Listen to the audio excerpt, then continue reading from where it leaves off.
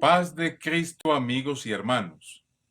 Soy el hermano Luis Vélez y les invito en esta hora a que aprendamos de Cristo Jesús. El tema que traemos para hoy se titula Los problemas de la iglesia perfecta. Así que le invito a que venga conmigo y escudriñemos este maravilloso tema. Generalmente, cuando un pecador llega por primera vez a una congregación, su primera impresión es la de que todos los que están allí son las mejores personas del mundo. Gente que vive más en el cielo que en la tierra. Pero cuando empieza su proceso de conversión, con el tiempo se va dando cuenta que la iglesia solo es un hospital, donde hay todo tipo de gente enferma, tanto espiritualmente como psicológicamente, que están en un proceso de ser sanados y perfeccionados por la palabra de Dios, y que Él, el que acaba de llegar, es uno más que ha entrado en este proceso de lo que se llama la gracia de Dios. Cuando un creyente no tiene clara y definida esta enseñanza, muchos abandonan la congregación porque sienten que son los únicos santos y que todos los demás están perdidos. Otros que no han entendido esta declaración, aunque no se van, se convierten en jueces y fiscales de los demás hermanos en la iglesia y hasta llegan a decir una frase que en muchos se volvió popular: en la iglesia de antes sí había santidad. Y miden su santidad comparándose con los demás hermanos, cuando en realidad debemos medirnos con el varón perfecto que es Cristo. Veamos que así es. El apóstol Pablo en su carta a los Efesios, el capítulo 4, el verso 13 nos dice lo siguiente: hasta que todos lleguemos a la unidad de la fe y del conocimiento del Hijo de Dios, a un varón perfecto, a la medida de la estatura de la plenitud de Cristo. O sea que Cristo es la medida a alcanzar. Hay problemas en toda y en cada iglesia, y la razón de los problemas es que hay gente. Si no hubiese gente, no había problemas. Se dice que había una vez un hombre que veía toda clase de problemas en su iglesia local. Él decidió que abandonaría esta iglesia y que buscaría la iglesia perfecta. Antes de irse, alguien le dio este sabio consejo: cuando encuentres la iglesia perfecta, asegúrate de no unirte a ella, porque la arruinarás. Gracias debemos dar a Dios de que exista la primera carta a los Corintios, ya que dicha carta nos da luz sobre este asunto. En la primera carta a los Corintios, el verso 1 dice lo siguiente: Pablo, llamado a ser apóstol de Jesucristo por la voluntad de Dios, y el hermano Sóstenes, a la iglesia de Dios que está en Corinto, a los santificados en Cristo Jesús, llamados a ser santos, con todos los que en cualquier lugar invocan el nombre de nuestro Señor Jesucristo, Señor de ellos y nuestro. Lo primero que les hace saber Pablo a la iglesia de Corinto es que él es apóstol de Jesucristo, no por voluntad propia, sino por la voluntad de Dios. O sea que fue Dios quien le dio el ministerio. Por tal razón, tiene la autoridad para reconvenirlos.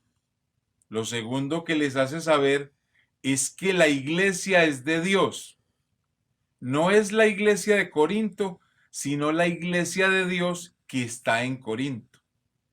Para Pablo, donde quiera que estuviera una congregación individual, era una parte de la iglesia de Dios, porque fue Dios quien la engendró. Si pensáramos en la iglesia de esta manera, nos acordaríamos más de la realidad que nos une y menos de las diferencias locales que nos dividen.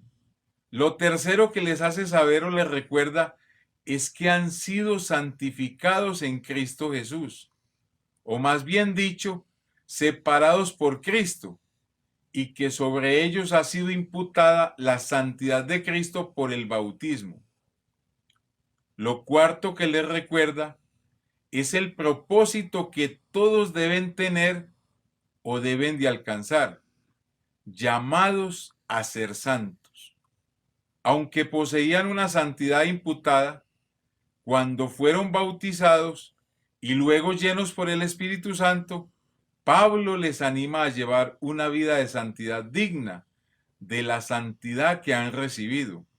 No solo ellos, la iglesia de Corinto, sino todo el que invoque este nombre en cualquier lugar y que haya recibido la salvación y tenga a Cristo como Señor, Señor de ellos y Señor nuestro, recordándoles que la iglesia es un cuerpo, no es un equipo o un grupo. Y por último, o como quinto punto, les recuerda todo lo que han recibido, a tal punto que les dice que han sido enriquecidos en todo. En el verso 5 de la carta de Corintios dice lo siguiente: porque en todas las cosas fuisteis enriquecidos en él, en toda palabra y en toda ciencia, así como el testimonio acerca de Cristo ha sido confirmado en vosotros, de tal manera que nada os falta en ningún don, esperando la manifestación de nuestro Señor Jesucristo. Como pudimos ver, eran ricos en palabra, y no solo en palabra, entendían la ciencia del Altísimo, tenían la presencia de Dios, que daba testimonio en cada culto, llenando con el Espíritu de Cristo y dando dones a los hombres convertidos. Pablo afirma que poseían todos los dones del Espíritu. Uno como creyente pensaría que en tal congregación o en tal iglesia, con la riqueza espiritual que poseían, las diferencias o las divisiones no existirían. Pero cuán lejos estaban del propósito de Dios, el cual era que Cristo fuese formado en ellos.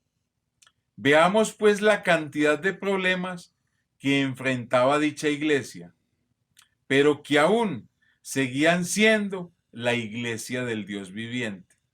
Tenían el problema de las divisiones y las contiendas en la iglesia. Tenían el problema de las señales y la sabiduría del mundo griego.